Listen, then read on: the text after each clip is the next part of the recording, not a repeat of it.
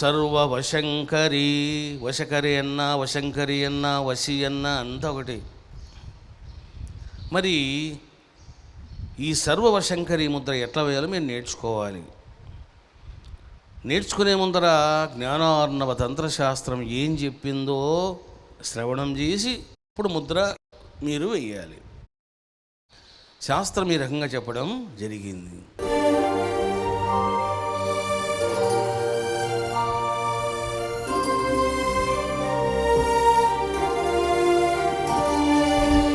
విపరీతౌ తలౌ కృత్వా చాంగులహి ఉన్ముఖాయజేతు పరివర్తన మార్గేణ క్రమేణా నిబిడాస్తతః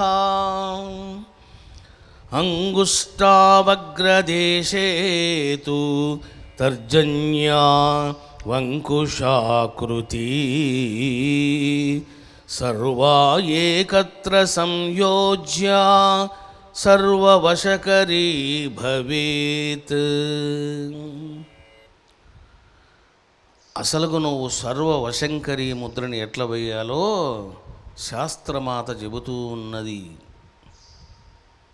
మరి ఎలా వేయాలి అన్నప్పుడు మీ యొక్క రెండు చేతులను చూడండి, ఇలా పెట్టండి. ఫస్ట్ లెఫ్ట్ హ్యాండ్, లెఫ్ట్ మీద రైట్ ఫింగర్స్ పెట్టాలి.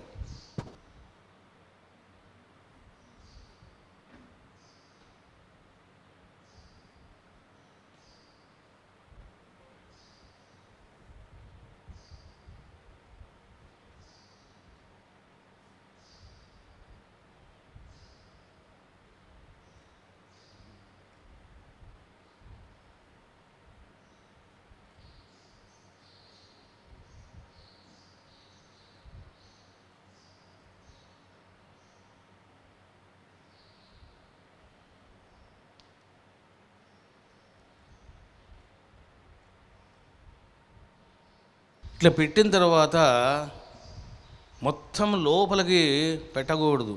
ఎందుకంటే మీకు చేయి నొప్పులు వస్తాయి, ఫింగర్స్ నొప్పులు వస్తాయి. మీరు ముద్ర వేయలేరు, అబ్బా నొప్పులు వస్తున్నాయండి అంటారు. 50% పెట్టాలి. 50% పెట్టి బెండ్ చేయండి. మీకు ఫుల్గా పెట్టినప్పుడు కూడా ఈ రెండు బొటన వేలు మీకు టచ్ అవ్వవు. ఒకవేళ మీరు బలంగా పెట్టినా టచ్ అవ్వవు. అందుకని 50% మీరు పెట్టాలి. ఈ రకంగా ఆత్మస్వరూపులారా మీరు సర్వవశంకరీ ముద్ర నేర్చుకున్నారు. ఈ ముద్ర వేస్తూ మీరు ఎట్లా కర్మ చేయాలో తెలుసుకున్నారనుకోండి, మనుషులు వశమవుతారు, దేవతలు కూడా వశమవుతారు. అందుకే సర్వవశంకరీ అన్నారు.